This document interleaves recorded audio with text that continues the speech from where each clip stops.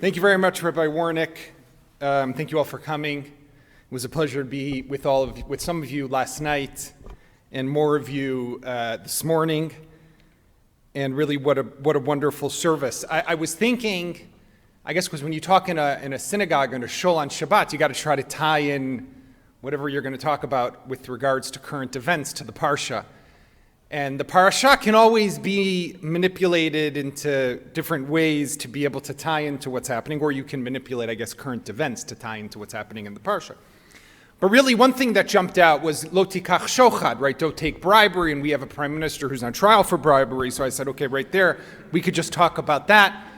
But then we'll start off with it'll be a little depressing, so I said maybe we should just start talking about Iran, because that's a little more positive maybe.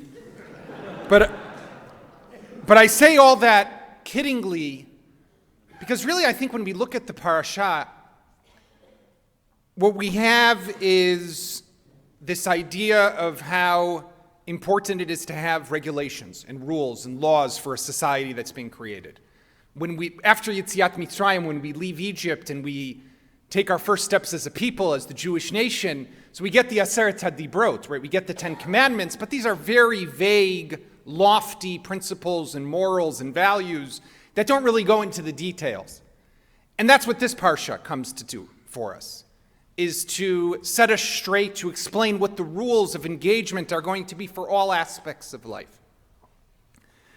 And I was thinking about this with regards to October 7th, which really was a moment in time that I think to a large extent for the state of Israel, but also for the wider Jewish people, needs to serve as almost a reset moment or a reset button. We haven't been doing things right.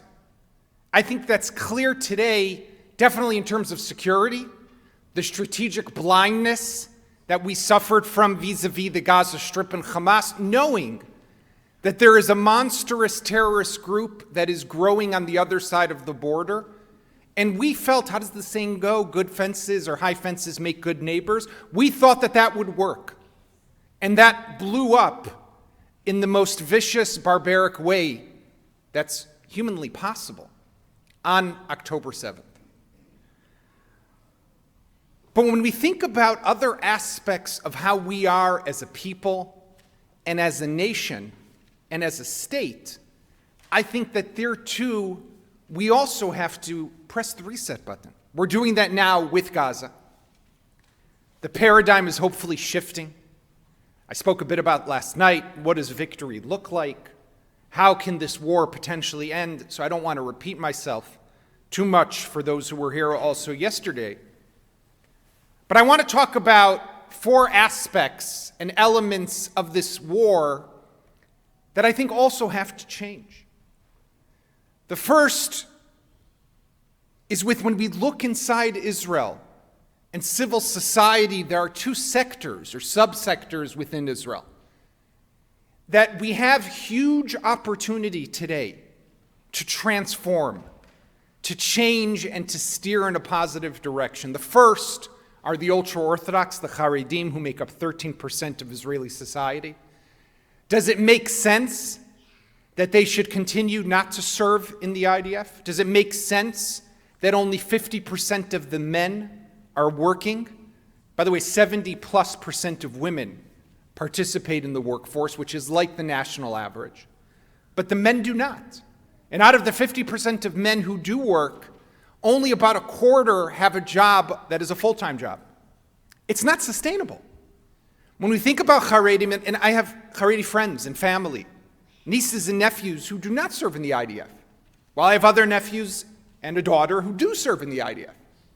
We're like a blended family, like many families throughout Israel today. And I know what goes on around the Shabbat table at my in-laws because of the mix of the family and those who have children who serve in the IDF and those who have children who do not. There's an inherent tension today. And it's not just around my own family's Shabbat table. It's everywhere. How do we change this? October 7th has to be a moment that we say this is no longer possible, especially when we consider the demographics and the fact that the Haredim multiply every generation. So according to population projections, by 2055, which if you think about it is really around the corner, they will make up 30% of the Israeli population. If we have 30% of the Israeli population, that only 50% of the men are working, there goes our economy. It just won't work. So something does have to change. October 7th could be that moment, that spark that was needed to change that in a positive direction.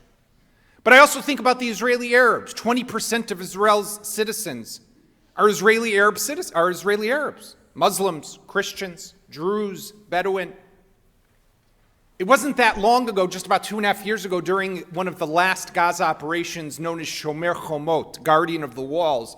I'm sure many of you remember there were riots, violent riots, near lynches in the mixed cities throughout Israel, in Lod, in Akko, in Jaffa, all across the country. That was a short 8-day, 11-day long operation.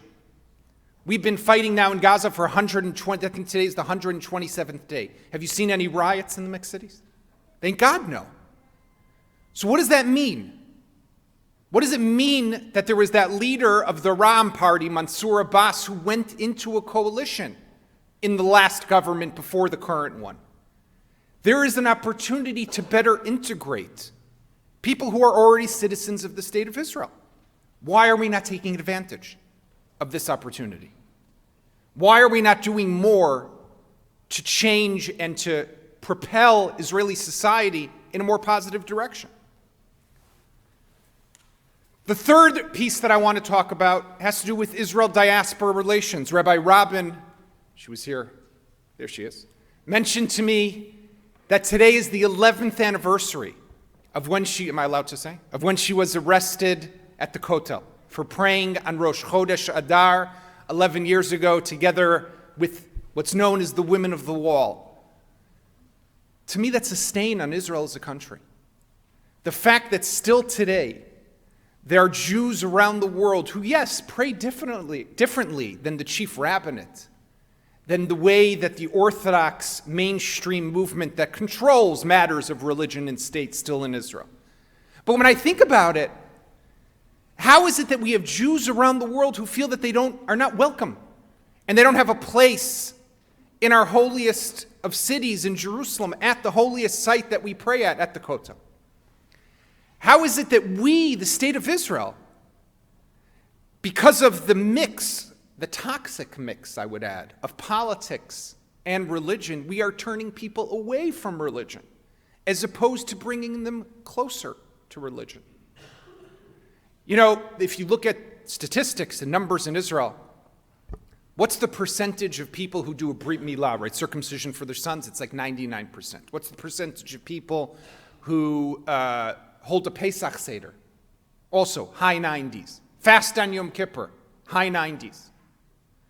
But what's the percentage of Jews in Israel today who are getting married through the Rabbanut, through the chief rabbinate, because there is not a civil marriage option in Israel? You can only, if you are two Jews, get married through the rabbinate. Those numbers are dropping. They are declining because people are turned off by them. So why with Brit Milah, Pesach, and Yom Kippur people are engaging? Because there are no laws about that. The moment you make a law, you are turning people away. We are the Jewish state.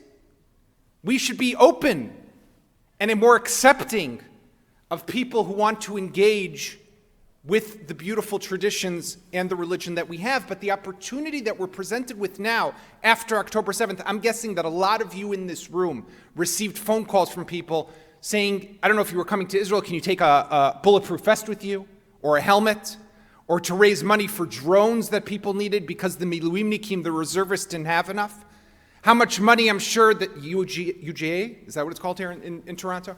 The UJA probably raised hundreds of millions, I'm guessing, at this stage. Federations across North America, over $1 billion. And what are we saying still to certain Jews? No, we don't want you. This has to change. And October 7th is that opportunity to press that reset button. But what I also want to talk about in terms of security, is the required change that we need along our borders and beyond. We spoke a lot yesterday about Gaza, but we also have to look at the fact that there's a mini war that is raging in the north. And just last night, before Shabbat came in here, over 30, 40 rockets, and maybe some of you saw that video of how Kippat Barzel, how Iron Dome, worked magnificently in intercepting the rockets that were fired at Kiryat Shmona by Hezbollah in the north. We have 100,000 Israelis who have had to evacuate their homes along the border. We have ceded territory, essentially, to Hezbollah. At the moment, we have created a security zone inside Israel because we don't want to fight a war. We want to try to avoid a war. But the question is, are we not falling again into a strategic blindness? And I don't want to sound like a crazy warmonger who just wants war all the time, but I don't think it makes sense, and I'm sure most of you would agree with me, that we end the war in the south and we still live with the sword up against our neck in the north. And also, how do we convince 100,000 people to go back to their homes? What assurances will they have that this will not happen? What happened on October 7th won't happen on whatever day it might be, up along the border with Lebanon, where you have Metula and Kiryat Shmona and Malkiah and Avivim and all the other kibbutzim and moshavim that are there. But it's a real dilemma, because this is a war of a scope and scale that Israel has yet to encounter, because of the sheer number of rockets and missiles that Hezbollah has. For all that Hamas has done, I hate to say it, but that's child's play compared to what Hezbollah potentially can do to Israel with its rockets and its missiles. And despite that, the Israeli people stand resilient and prepared to have to do what's needed to provide the security that they so deserve after so long of living under these threats. But even more so, another strategic blindness and something that has to change is the way that the world has been confronting Iran.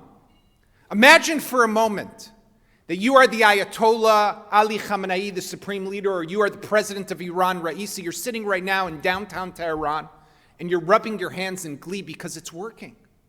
Israel's fighting Hamas. It's fighting Hezbollah. The Americans and the British are bombing in Yemen, right? The Houthis. Who knew of these guys until now, right? They are disrupting shipping lines and lanes throughout the Persian Gulf. There's attacks by Iraqi and Syrian militias that are proxies also of Iran against U.S. troops in places like Jordan, where they killed 3 of them just last week. And what happens in Iran? Absolutely nothing. They have complete immunity, even though they are generating the most chaos and bloodshed today in the world. That has to change. It's like we're fighting an octopus, and we're whacking, it's like a whack-a-mole game, at the tentacles, who are the proxies of Iran, but the head, nothing happens to it. And this is going to come back and haunt us. And I'm not advocating right now military action against Iran, but what I would like to see is what I call a credible military threat. That the Iranians were to feel that there is a genuine prospect and possibility that something will happen to them. Today they don't feel that. As great as it is that the US and the UK attacked in Yemen against the Houthis, what does that send? What message does that send? Only when it disrupts trade is military action taken. Besides for that, nothing. So what do the Iranians think? That nothing will happen to them. And we see what they've been doing over the last 27 days. They've enriched more uranium to over 60%. They're on their way to what's known as the SQ, the significant quantity, what's needed of HEU, of high enriched uranium, over 90% military grade for nuclear weapons. They've already accumulated enough for several bombs if they were to decide to go to the breakout stage. And instead of being stopped and being pushed against the wall, they are allowed to proceed and to progress without being made to pay a price. My last book, Shadow Strike, which is about the story of how Israel destroyed Syria's nuclear reactor back in 2007, touches on some of these issues: survival, existential threats, and the right way forward. And I'm not going to get into it all now, because that's a whole other conversation.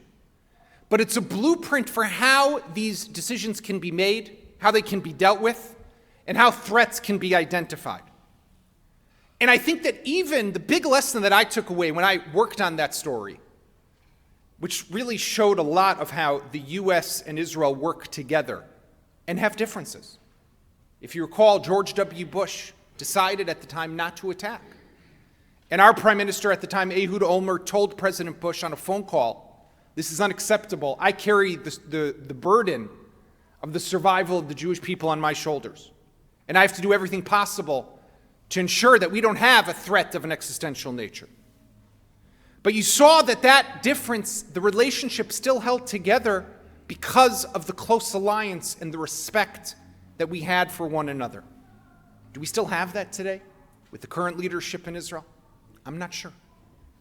But it's also a story of what we've seen over time of what makes Israel unique.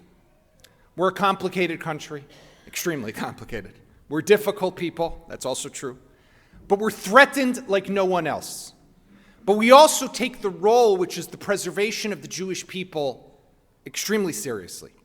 As Hillel HaZaken, the ancient sage from the Mishnah, said some 2,000 years ago, "Im ein ani li mili." If I'm not for myself, who will be for me? And I just want to finish by saying, I saw out there the empty chair for Omer Nutra. I didn't know Omer. I've gotten to know his parents, Ronen and Yael, since October 7th. And I just want to finish with one short story, and it's about me, but it's not about me. On October 9th, Jerusalem, that's where I live, the whole country shut down. The country was dead. No one was going out, not at night, not barely during the day.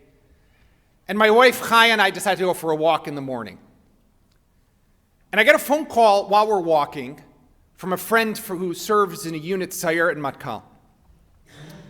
And the elite commando unit, they were the guys who raided Entebbe back in 1976, saved the Air France hostages. And he says to me that a friend of his mother is missing from Kibbutz Be'eri and is American-Israeli. And should he play up the American card in the media? Should he not? And I said to him, let me talk to the guy. I spoke to him, gave him some tips. I knew of another American-Israeli family whose son was missing, Hirsch Goldberg, Poland, who lives in the neighborhood where I live. I know John and Rachel well. And then I bumped into another friend while on this walk, and I was telling him about how I already know of now 2 American-Israeli families. And he said, I actually know of a third. And then we decided, this is 8:30 in the morning, we decided that if we can find one more on this Tuesday, we're going to hold a press conference. We managed to track down a fourth. There ended up being about 11, 12 American-Israelis. Some of them are still being held inside Gaza. Omer is one of them. And there's one, Sagi Dekel-Chain, 35-year-old, whose wife gave birth about a month and a half ago to their second child while he's being held in Gaza. And we found 4 of these families, and we called a press conference in Tel Aviv. And we got the Carlton Hotel, if you're familiar with it, gave us their hall for free. I called up a satellite company I knew, and they said they would broadcast it for free. And we had 50 media outlets. Lester Holt was there, Becky Anderson from CNN, you name it, from around the world, everybody, and broadcast this whole thing live. On Fox News, on ABC, on NBC, on CBS, on CNN. Later that night, President Biden gave a speech where he mentioned, I now know that there are American-Israeli hostages who are being held in Gaza. This was born out of a walk in the morning where I happened to bump into a friend. And it's not about me, but it's about what Israel and the Israeli society have done and what all of you have done for Israel, how everyone has stepped up and done their little part, but together have showed how we are connected in a way that we probably did not imagine was even possible on October 6th. But we now know it is. And the question we have to ask ourselves is, what are we going to do about it? Thank you very much, and Shabbat Shalom.